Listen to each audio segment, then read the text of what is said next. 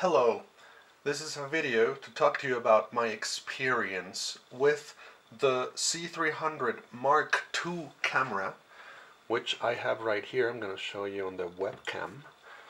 There we go. That's the camera right here, C300 Mark II. And I have done 3 movies with that camera. One of them is called The DOGKILLER's Trial. It's on YouTube if you want to watch that. Here we go. Here is the DOGKILLER's Trial. It's right on my channel. I'm gonna press play on that. I've also made a film called Violent Striptease, which I made with the C300. Actually, the DOGKILLER's Trial I made with a 5D. Sorry, I lied. But I made Violent Striptease with the C300 Mark II. And that's, here's a picture from that movie right here. I made that with the C300. A few shots were shot with a 5D camera, Canon 5D Mark III. But most of the movie was made with this camera, the C300 Mark II. Let's zoom in on that little picture right there, a picture of the picture. And I've also made a film on the C300 Mark II called Death of a Fashion Photographer. Subtitles in English. It's on YouTube. If you want to watch that, you just need to look for that on YouTube, and you can watch the whole thing. I made that entirely with the C300 Mark II camera.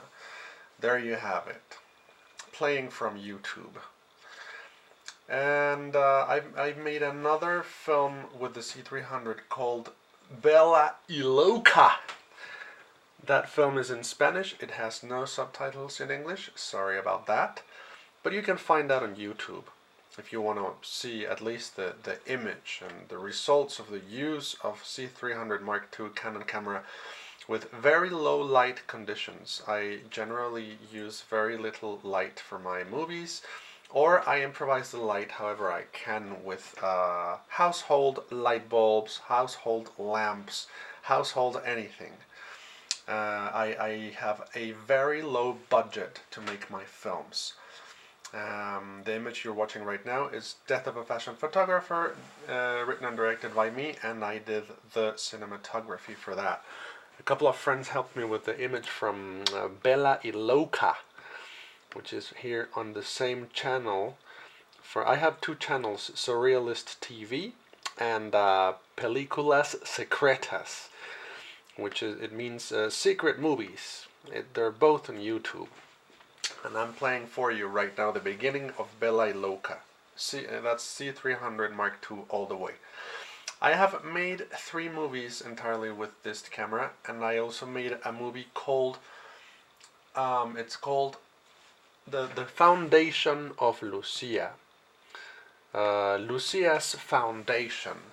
That's on the making. You cannot find that right now on YouTube. But I made that with a Black Magic Ursa camera. And the purpose of this video is to talk to you about my experience with mainly those 2 cameras. I have frequently used for other movies the 5D Mark III camera, but that is a smaller, lower resolution camera. I like that camera a lot. But Sony brand has made much better cameras recently, in the last 10 years or something.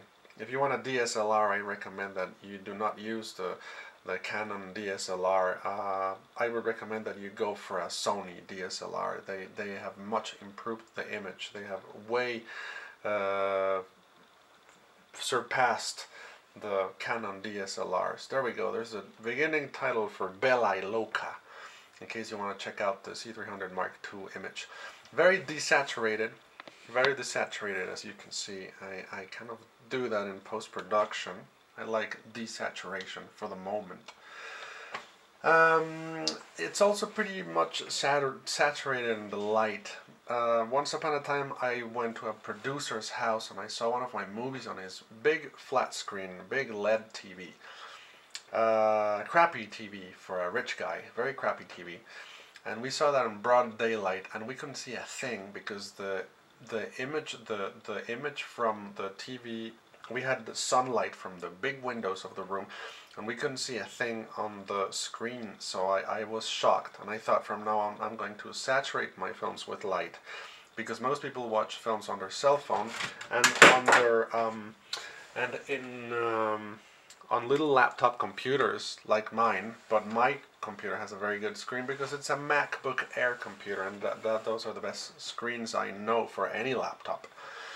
So all the work you do on your film will be ruined by somebody's laptop computer, unless you use a lot of light for your films, which I don't frequently use myself. Anyway, I think I tried to make a decent job on my lighting and on my image, and I love dark image, but I have recently applied a bit more light on post-production. I am frequently on low light condition shootings. I am also a person who works as a cinematographer or simply a video cameraman in events, whatever, institutional events, from enterprises, anything I can find, ads or fiction. And whenever I'm called to fiction, it is very frequent that I am asked to do low light condition things and handheld things. One thing I can tell you about where I can begin with the C300 camera and the Black Magic camera is that the C300, which I have right here, what you're watching, by the way, is being filmed with recorded with a C300. This video is a 2K C300 video entirely. I'm going to show you the camera right here, which I am recording the camera that I'm recording the video with right here. So let's talk about weight. This camera weighs about 3 kilograms on its own. It must be, I would say it's the body of the camera which weighs that.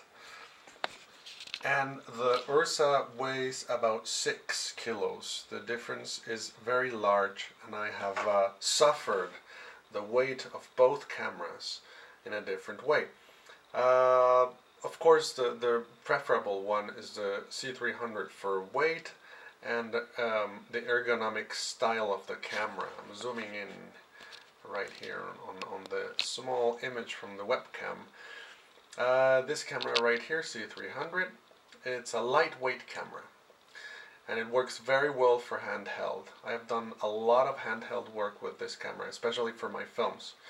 The Black Magic camera is not very ergonomic and it weighs a lot. I once made a shot that was 6 minutes long, and I did it twice consecutively and it tore me apart. I am never doing that again. The image from the Ursa is very good, but the suffering from lifting and carrying that camera for a long time, making a handheld shot, is very unadvisable. I would recommend a very strong cameraman, somebody who does Steadicam or something, somebody with muscles, a big guy, a big woman, very strong person to do handheld shots with the Black Magic camera. This camera, however, is much more friendly in terms of weight, but still, if you do a lot of handheld shots with this one, it does have some weight.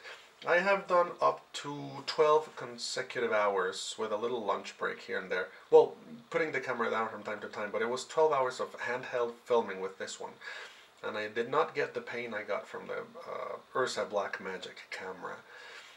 This one was a lot better to carry in my hands. The problem this camera has, if we're talking about handheld operation, would be the cable it has to communicate from the camera. Right here displayed, it's this little cable here that goes from the camera up to the display that you have. Here's the display, and this little cable is on your way.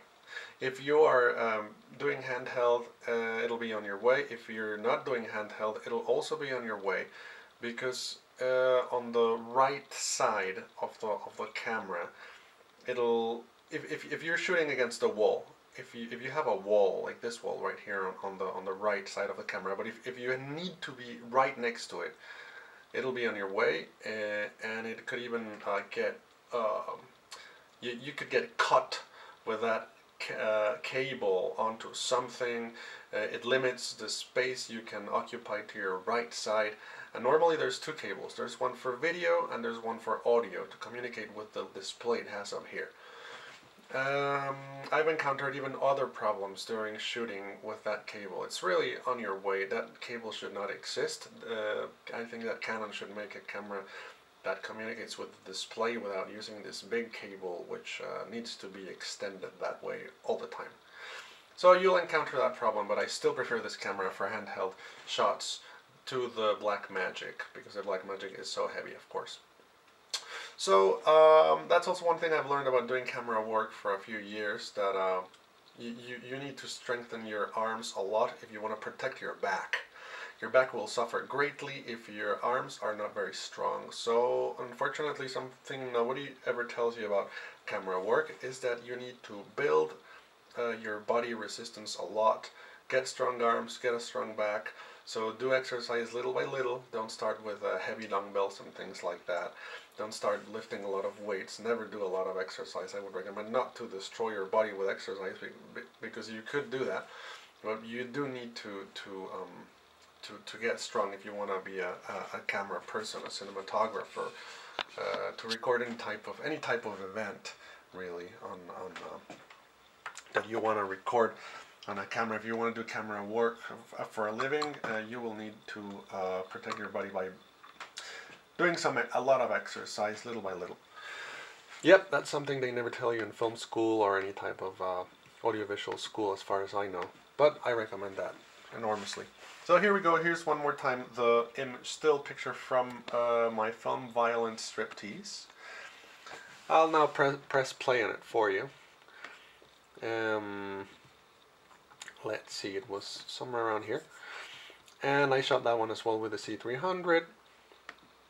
So I go back into my channel, I press play, and I'll tell you a bit about the camera operation with this film as well. A lot of handheld shots.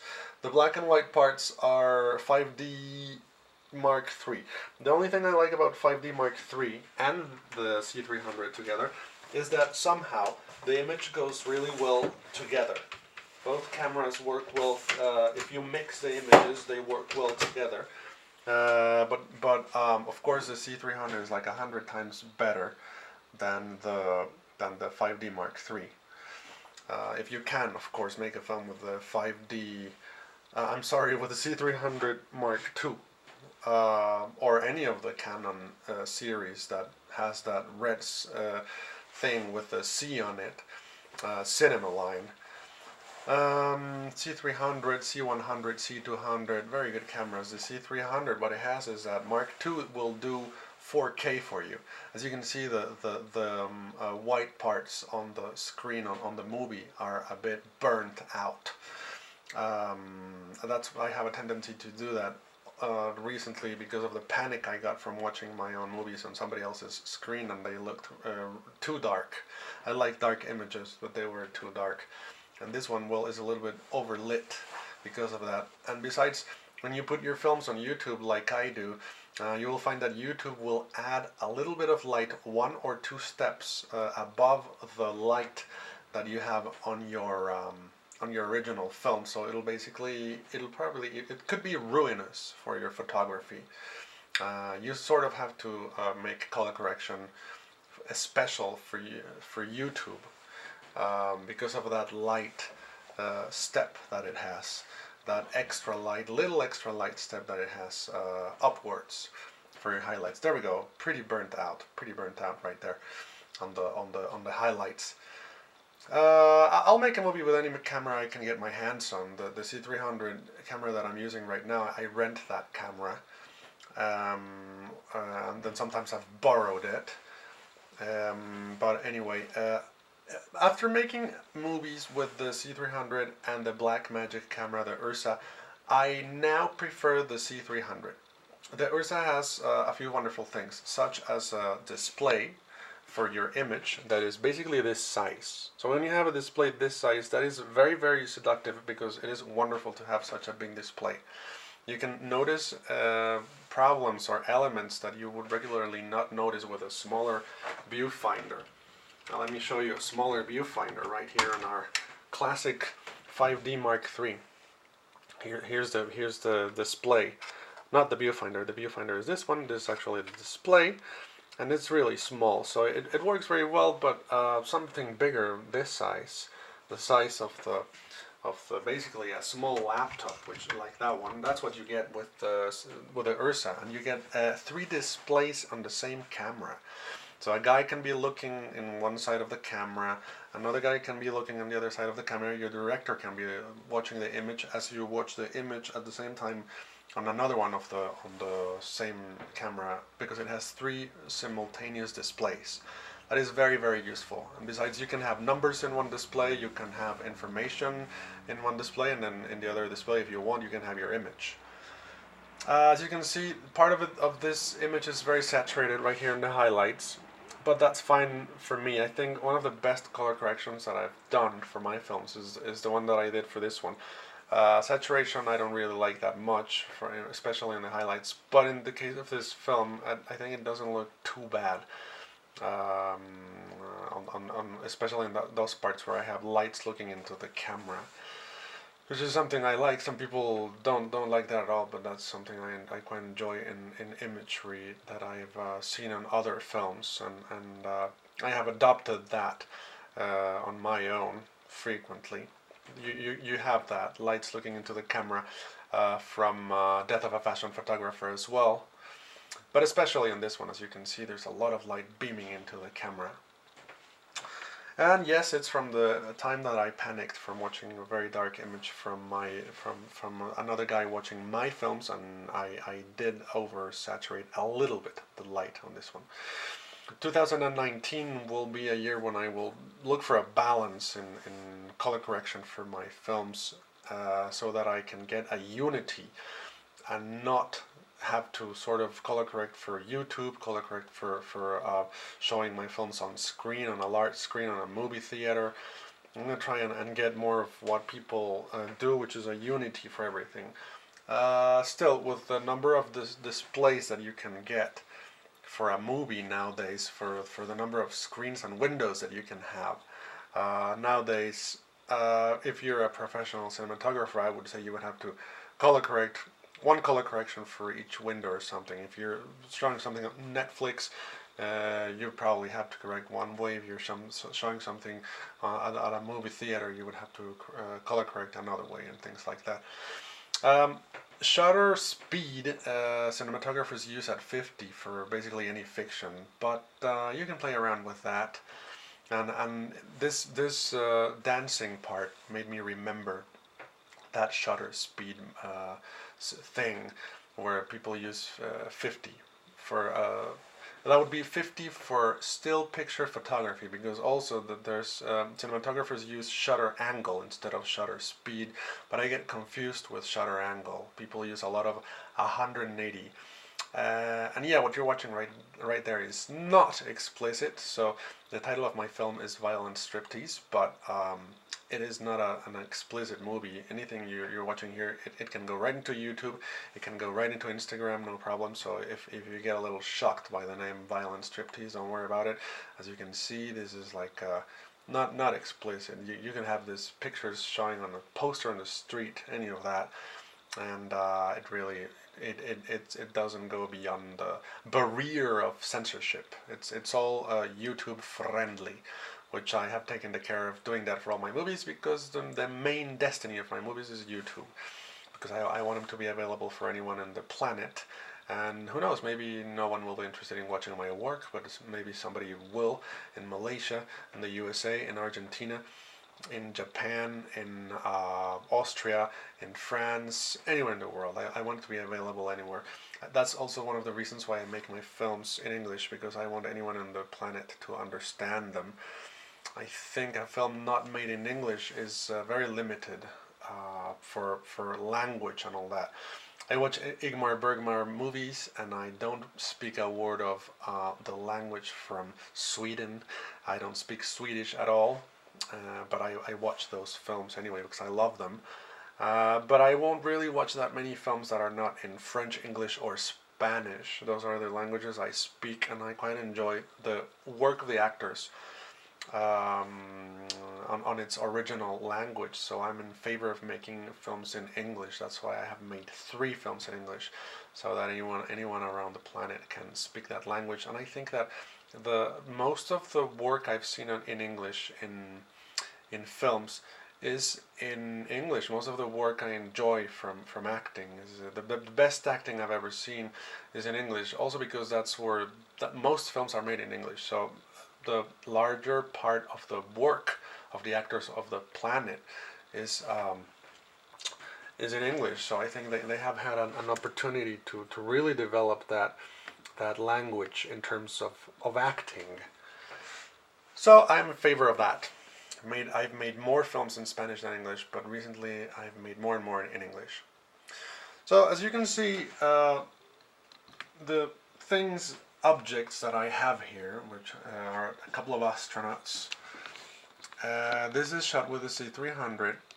The lighting is very simple. I didn't do anything special for the lighting here. I just put a little lamp up here. A very small lamp with 1 light bulb. Let's get to it. Well, it's so far away, I can't even get my picture. But I put a small household lamp with a household light bulb. It's not directly pointing at my table. And then there's a smaller lamp higher above.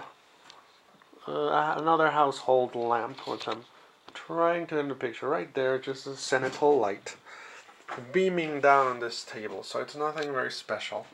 It's just to light up the moment here, the situation with the 2 astronauts and a couple of coloring pencils that I use for storyboarding or doing any type of camera indications for myself or my friends who help me in the crew. C300 Mark II, I'm sure you can do a lot better than the image that I'm showing you right now. And on the background we have a blurry image from my blurry mirror from the 5D Mark III camera. That one's mine, so I've done a bunch of films with that, black and white and color. There on my channel in case you're interested in watching the results from those cameras. Anyway, back to the Black Magic camera. Big camera, not ergonomic, painfully heavy. It kind of compels you to make a movie entirely on a tripod. You have to use the movie on a tripod dolly. You need heavy gear to use that camera. A guy with a Steadicam or something, I would use it again for sure, because I like the image and it's an image comparable to the C300. But it is a very, very heavy camera, and here's the 5D Mark III that I've done a bunch of things with it. I now prefer the C300 to the Black Magic camera because many things. The image is quite comparable. I work with a color corrector who works in DaVinci, and she has a hard time when I use the Black Magic camera. She has a hard time setting up the camera to do the friendly work that you can do with the C300. She has a lot of trouble with the Black Magic camera. I'm kind of babbling a little bit. Sorry, I haven't slept in a while because I've been working a lot on the cinematography of a film. But anyway, if you use the Black Magic camera, you're gonna find it really hard to use the full color profile. A lot of people on YouTube say that the Black Magic camera has a wider color profile than the C300. I have not found that to be true. I have not been able to technically get that, to get the color, as much color as the Black Magic camera says that it has. But anyway, the two images are quite compatible as well. If you ever make a movie with the C300 and you're wondering if you can use the Black Magic Ursa camera to complement the imagery that you have from the C300, you can do that. They work pretty well together. The images from both cameras. I'm gonna play the Death of a Fashion Photographer again here for you. I'm gonna leave it playing in the background, but I mean, if you're interested, you can watch the full film if you want to see the camera work. So here it is. If you find it, you'll find it with subtitles, so you can understand the you'll be able to understand what you're watching. So weight, image, color profile, those are the things I've told you about from these two cameras, the Black Magic and the C300 right now. What else? I can use my lenses. Well, I've used my Canon lenses with both cameras. I have a couple of photography Canon lenses. I don't have any cinematography lenses. The C300 that I have, it's fit for use with Canon lenses, and the Black Magic camera, it's also fit for use with Canon lenses as well. The thing there is that you can buy the C300 and ask for a PL mount for your camera for PL lenses, but I don't have any of those, so I got the one I'm borrowing right now is EF mount, the Canon mount. The difference between, if you don't know it, between photography lenses and still photography lenses and cinematography lenses is that the cinematography lenses, you can pull you can open and close the diaphragm of the lens by hand smoothly without stops, whereas a still photography lens, you can't do that with a still photography lens such as this one right here. This one will not even, I mean, this is a 50, and it doesn't even have the thing to open and close the diaphragm, therefore adding or subtracting light. You cannot add it or subtract it with a ring here. You can only do focus with a focus ring, but you cannot do the open or close the diaphragm by hand right here, because it's a still photography lens, whereas a cinematography lens does have a ring to open and close the diaphragm, and it doesn't go step by step like tack, tack, tack, tack. It goes very smoothly from open to closed, so that works really well because you can pull that diaphragm as you're shooting, as you're filming. So you can go from the wide open window with lots of light coming in to the interior of a house with like a really dark condition. You can open or close the diaphragm to your needs, to your aesthetic wishes, and you can film something that way with a cinematographical lens, whereas with a still photography lens you cannot open and close the diaphragm because it'll go step by step and it'll be like tuck tuck. You'll be able to see the opening and closing of the diaphragm as you're working on your film, and that's not good to watch the steps happening live. So the steps should be happening like, you know, with a cinematography lens, but I don't have any of those. So once again, if I have the chance to work with cinematography lenses, I'll do it, but if not, I'll just use the still photography ones because they're quite good. I just don't have that possibility of playing around with the light. And then back to the lighting as well. I use household things to light my scene, like I'm using now. What you're seeing right here is just those little light bulbs that I showed you. If you have access to Ariflex lighting or any professional lighting, KinoFlow or things like that, well, go ahead and use them. But that's of course a matter of budget. And I am pretty much, I work a lot with low budget because that's what I have. And I think most of the people that come into YouTube for advice on cinematography, well, there are people, I think, like me, who use DSLRs or anything they can get their hands on.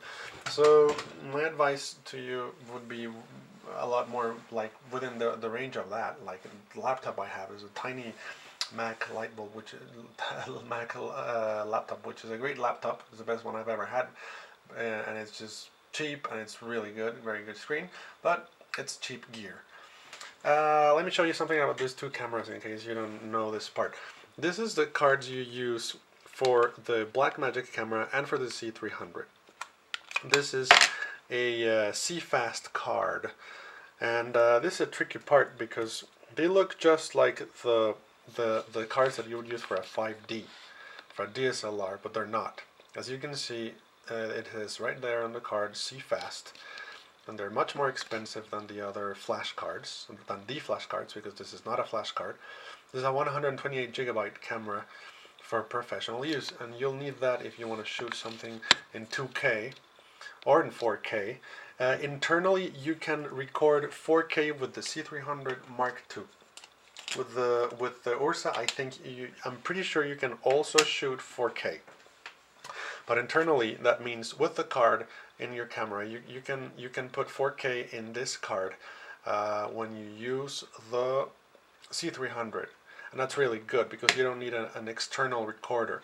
If you start recording 4K with a lot of information going in into the card, you will need an external recorder, and that'll require more money, and those recorders are very expensive. You'll need more gear to edit. You won't be able to edit your 4K with just any computer. You'll need a very powerful computer, very powerful system, whether PC or Mac. I prefer Mac, much prefer Mac, but I know people who work in PC. Anyway, I can edit full HD, and my equipment is getting pretty obsolete for edition, so I need to upgrade it. I am now working on the project I'm working on right now as a cinematographer. I'm working on 2K, so that's heavier material. I cannot just edit it anywhere. I need the gear, and for color correction and editing. So the higher you go in your range of 2K, 4K, whatever, you need more power for your editing. So that's something you need to know. You might have in your mind that you want to do something 4K or 2K, but it might turn out that you make your project on 4K. You might have the camera and the fast cards and the hard drives to put the material in, but you end up not being able to edit your stuff because you don't have the editing gear. So that's something important to remember if you're making a 2K or 4K project. I generally shoot everything in Full HD. I am still working on that little format Full HD, but if you're using the Black Magic camera or the C300, you'll find that even if you're working on a small format such as Full HD, your camera will give you much better results than if you use a DSLR. You might think that if you're going to work in Full HD, why not do your thing on a very simple small DSLR camera if you have the chance to work with a C300. I would advise to go for the C300 camera if you can do so, or the Ursa, whichever. The Ursa costs a lot less than the C300. Last time I checked the price of the C300, that goes for about $20,000, so the difference is pretty large. The Black Magic costs about $4,000. The largest Black Magic camera, the Ursa camera, the biggest one, the best one from Black Magic. I think that right now for making low budget movies, the best camera you can use would be the Black Magic 4K, the brand new pocket camera. I would really go for that because that costs $1,300. It is really cheap, and the image it gives you, it will be spectacular. It is really good, and it'll open up a whole new world of cinematography for you, especially if you're working like me with low budgets. I'd like to get my hands on one of those, so as soon as I can, I will. I'll keep working with these cameras, and my goal, of course, is to work with Arriflex cameras, with digital Arriflex cameras such as the famous Alexa. Any Alexa I could use, Alexa Mini, Amira 65, of course, but that's the most expensive camera in the world, I think, and the best one as well. I will. I mean, if I can work with a mini Alexa or the Amira, I'll do it as soon as I can. But in the meantime, I'm shooting my films with this lower budget cameras, which are still a bit expensive, but I'm trying to do as much work as I can with this cameras. The cameras get heavier. You need more gear and all that. When you go into if basically if you're gonna make a movie with an Arri Alexa, that means that you're in another level, economically speaking. That means that you're way out there and you've got a serious budget to make your film. But anyway, so let's concentrate on the lower budget side of things. Right here I have in my hand a card reader. So you need for the C300 and Black Magic Ursa camera, you need a card reader such as this to read the CFast cameras, the CFast camera cards such as this one. So you'll need that to put the image into your computer and then to edit and all that. So the reader needs to be a special reader. So that's another thing you need to purchase. Although it's not the most expensive part of what you'll need, that's one of the things that you'll need.